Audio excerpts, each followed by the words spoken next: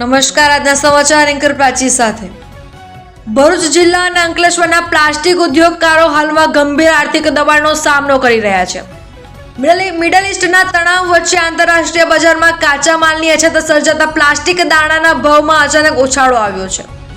વૈશ્વિક supply chain ખોરવાતા plastic ઉદ્યોગ માટે જરૂરી કાચા માલના ભાવમાં ભારે વધારો નોંધાયો છે. અગાઉ ₹90 થી ₹92 પ્રતિ કિલો મળતું રો મટીરિયલ હવે વધીને ₹145 થી ₹150 પ્રતિ કિલો સુધી પહોંચી ગયું છે. અંદાજે 40 થી 50% સુધીના વધારાએ પ્લાસ્ટિક અને પોલીપેક ઉદ્યોગોને સીધી અસર કરી છે. અંકલેશ્વરના ઉદ્યોગકારો જણાવે છે કે કાચા માલનો મોટો હિસ્સો આયાત પર આધારિત હોવાથી ઇમ્પોર્ટેડ મટીરિયલની અછત ઉત્પાદન ખર્ચ વધારવાનું મુખ્ય કારણ બની છે. ખાસ કરીને HDPE સહિતના રો મટીરિયલના ભાવમાં 40 થી 80% વધારો થતાં તૈયાર ઉત્પાદનોની કિંમત લગભગ બમણી થઈ ગઈ છે. Plastic bag, packaging material, bottle, dish સહિત દૈનિક ઉપયોગની વસ્તુઓના ભાવમાં આશરે 40% વધારો નોંધાયો છે, જેના કારણે નાના વેપારીઓ અને સામાન્ય ગ્રાહકો બંને પર આર્થિક ભાર વધ્યો છે.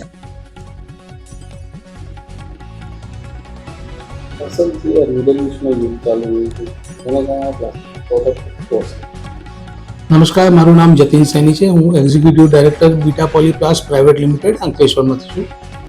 અત્યારે જે યુદ્ધ ચાલી રહી છે એમાં પ્લાસ્ટિકના દાણાની જે અછત ઊભી થઈ છે અને જે માર્કેટમાં ભાવ જે પહેલાં લગભગ 90 થી 98ની વચ્ચે ચાલતા હતા એ આજે 160-170 ચાલે છે. આના લીધે શું થાય છે, જે નાના એકમો જે માર્કેટમાં છે એ બધા તો બંધ થવાના આરે છે. એ ફેક્ટરીઓને માણસોની પગાર કાઢવું પણ અઘરું પડી ગયું છે.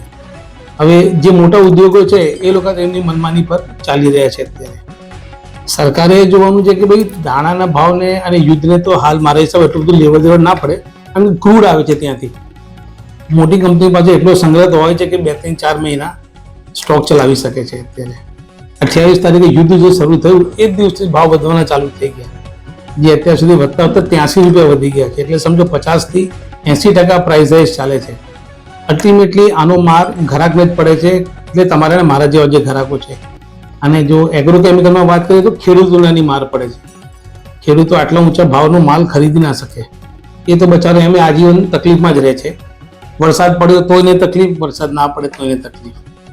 એટલે અત્યારે આ જે ભાવની પરિસ્થિતિ એને કાબૂમાં લેવાની જરૂર છે. સરકાર સપોર્ટ આપે, MSME વાળાને સપોર્ટ આપે તો આ બિઝનેસ ચાલી રહેશે.